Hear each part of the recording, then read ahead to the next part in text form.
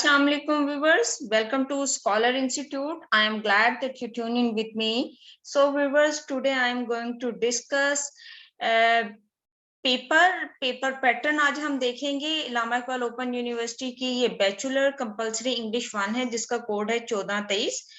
आज मैं जो पेपर डिस्कस कर रही हूँ वो सेमेस्टर स्प्रिंग 2020 का है, यानी कि स्प्रिंग 2020 का ये पेपर है।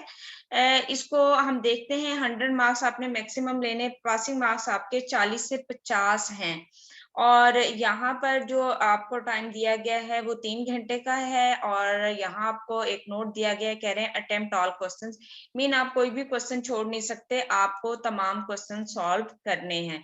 सो देखते हैं कि पेपर किस तरह का आएगा। आपको मैक्सिमम अगर पुराने पेपर्स देखें तो एक मिलता जुलता ही पैटर्न होता है, उसके अकॉर्डिंग ही पेपर सेटर जो है वो पेपर बनाता है। फर्स्ट क्वेश्चन है जी, write a dialogue between you and your friend and highlight the role of social media in creating awareness during कोविड-19 पेंडेमिक। सो यहाँ कहा गया है आपने एक डायलॉग लिखना है जो कि दो फ्रेंड्स के दरमियान होगा और आपने क्या है अवेयरनेस देनी है, सॉरी आपने ये डिस्कस करना है कि सोशल मीडिया किस तरह अवेयरनेस क्रिएट कर रहा है लोगों के दरमियान जबकि कोविड-19 का जो है पेंडेमिक जो सिचुएशन क्रिएट हुई है। क्या मैं बताते चलूं, लास्ट टाइम जब ये पेपर हुए थे तो कोविड-19 जो है वो उस टाइम पीक पे था। सो यहाँ मैं आपको कहूंगी कि इलेक्शन आजकल चल रहा है तो इलेक्शन से रिलेटेड या इलेक्शन कैंपेन कैसे बिल्ड की जाती है उससे रिलेटेड या सोशल मीडिया में जिस तरह मुहिम जारी है एंटी पाक फौज, उसके लिए जो है या डिफरेंट किस्म के जो इश्यूज जो हैं वो सोशल मीडिया पे हाईलाइट किया जाता है, इससे रिलेटेड डेफिनेटली आपको कोई डायलॉग कोई ऐसे लिखने को आ सकता है। सो मैंने लास्ट टाइम ये कहा था कि आप लोगों ने कोविड-19 का पे जरूर तैयार करना है, तो वो हर पेपर में आया था। सो इस दफा आपने ये जो आजकल सिचुएशन है जो डेमोक्रेसी पे आ सकती है, ठीक है जी, वोट ऑफ नो कॉन्फिडेंस पे आ सकती है, इस टाइप के ये टॉपिक्स आपने जरूर तैयार करने हैं। Question number 2, write a letter of apology to one of your cousin and explain the reason for not being able to attend his her wedding ceremony। वो कह रहे हैं आपने लेटर लिखना है, लेटर अपोलॉजी का लेटर लिखना है जी। अपोलॉजी आप कैसे करेंगे, रीजन क्या है कि आपकी कजन की लड़की है या वो लड़का है उसकी शादी की तकरीब है और आप उसे अटेंड नहीं कर सकेंगे, आप उसमें माजत करेंगे, फिर आप उसमें बताएंगे कि रीजन क्या है, आपके एग्जाम्स हैं, आप कहीं बिजी हैं या आपकी तबीयत ठीक नहीं है या आपको छुट्टी नहीं मिल सकती। सो आपने रीजन बताना है और अपोलॉजी करनी है, माजरत करनी है कि वो आपकी शादी पे क्यों अटेंड आप उसकी नहीं कर सके, ठीक है। 10 मार्क्स का ये है। अब जी क्वेश्चन नंबर 3 है जी, how would you grant refuse or permission in the following situation, use appropriate expression.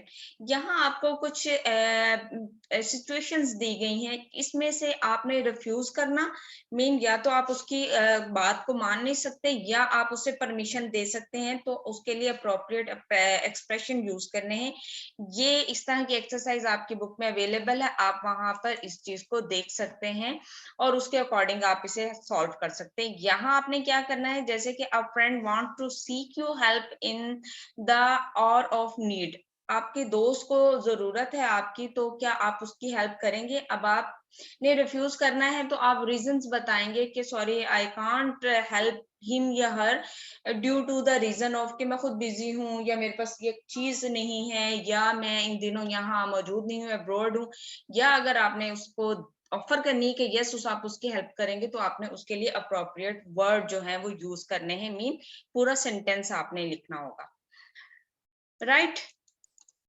Next देखें जी, question number 4, analyse the current social situation of our country and write 10 facts and 10 opinions about it. अब वो कह रहे हैं current social situation को आपने देखना जो आपके मुल्क में चल रही है और उसके बारे में आपने 10 फैक्ट्स लिखने और आपने 10 जो है अपनी उसके बारे में ओपिनियन लिखनी। अच्छा, अब देखें ये बड़ा ही ओपन किस्म का एक क्वेश्चन है। आप इसमें कोई भी सिचुएशन, सोशल सिचुएशन में आप कोई भी ले सकते हैं। कोई जैसे आजकल पॉलिटिक्स की चल रही है, आप वो ले सकते हैं। इसके अलावा अगर यहाँ कोई रिलीजियस इशू होता है, आप वो ले सकते हैं। इसके अलावा सोशल मीडिया पे और कोई सिचुएशन है, उन दिनों कोविड का था तो डेफिनेटली सिचुएशन जो थी कोविड से रिलेटेड थी, तो आपने कोविड के बारे में लिख सकते। बट यहाँ एक ओपन है कि एक से ज्यादा सोशल इश्यूज हो सकते हैं मुल्क में, आप किसी भी इशू को एड्रेस कर सकते हैं। राइट नाउ जी, क्वेश्चन नंबर 5 यहाँ पे कह रहे हैं right an essay of about 250 to 300 words on the following topic. ये जो नीचे टॉपिक दिया गया इसमें आपने 250 से लेकर 300 अल्फाज का आपने क्या करना है, सेंटेंस वो सॉरी ऐसे लिखना है। Urbanisation and its impact on environment, शहरी जिंदगी और इसके माहौल पे असरात। मीन लोग गांव से शहरों की तरफ आ रहे हैं, अर्बनाइजेशन हो रही है और उससे क्या हो रहा है, या जो हमारे देहात है वहां बहुत ज्यादा डेवलपमेंट इस टाइम जा रही है, तो उसका इम्पैक्ट क्या है एनवायरनमेंट पे, माहौल कैसे, अगर देखें सब्जा खत्म हो जाएगा, गांव खत्म होते जाएंगे, खेती बाड़ी खत्म होते जाएगी, ज्यादा से ज्यादा चीजें हमें इंपोर्ट और एक्सपोर्ट के इश्यूज में हम लोग आ जाएंगे। और इस तरह माहौलियाती भी एक इशू क्रिएट होगा। ग्लोबल वार्मिंग जो है, गर्मी बहुत ज्यादा बढ़ेगी या मौसम में से शिद्दत ज्यादा आ जाएगी, सर्दियों में बहुत ज्यादा सर्दी और गर्मियों में गर्मी, क्योंकि प्लांटेशन कम होगी। सो इस तरह के बहुत सारे इश्यूज आप यहाँ डिस्कस कर सकते हैं। Question number 6 says, suppose your friend has applied for Canadian immigration and is preparing for the interview. Write 10 questions and their probable answers which will help him her to be successful in the interview. वो कह रहे हैं आपका एक cousin है जो कि Canadian immigration के लिए, यानी कि वो यहाँ से कनाडा जाना चाहता है, उसके लिए उसने इंटरव्यू तैयार करना है। तो आपने उसकी हेल्प करने के लिए 10 सवाल और उन 10 के जवाबात आपने जो एक मुमकिन जवाब बेहतर हो सकते हैं जिसका उसका इंटरव्यू क्लियर हो सके, आपने वो लिखने। अब जी फर्स्ट ऑफ ऑल आपने ये डिसाइड करना है कि कैनेडियन इमिग्रेशन किस लिए ले रहा है। अगर एजुकेशन के लिए ले रहा है तो आपके क्वेश्चन एजुकेशन से रिलेटेड होने चाहिए कि आप किस डोमेन में पढ़ना चाह रहे हैं, क्यों पढ़ना चाह रहे हैं, आपका पर्पस क्या है, आप क्या करना चाहते हैं, या इस स्टडी से आपको क्या हेल्प होगी, आप कनाडा ही क्यों जाना चाहते हैं, कनाडा की स्टडी बाकी ममालिक से अच्छी है किस लिहाज से, ये तमाम आपने फैक्ट्स देखने। अगर वो कैनेडियन इमिग्रेशन लेना चाह रहा है फॉर जॉब पर्पस के लिए, ठीक है, वो वहां जाके जॉब करना चाहता है, तो उससे रिलेटेड आपको क्वेश्चंस जो हैं वो फॉर्मुलेट करने और उनके आंसर के, वो जॉब्स का एक्सपीरियंस पूछेगा, यहाँ क्या करते हैं, या उससे रिलेटेड आपकी एजुकेशन है कि नहीं है, आप किस तरह कनाडा के लिए बेहतर साबित हो सकते हैं। तो इस तरह के आपने क्वेश्चन जो है वो पहले क्वेश्चन डेवलप करने, फिर उसके बाद उनके आंसर्स भी लिखने ताकि आपके कजन की हेल्प हो सके।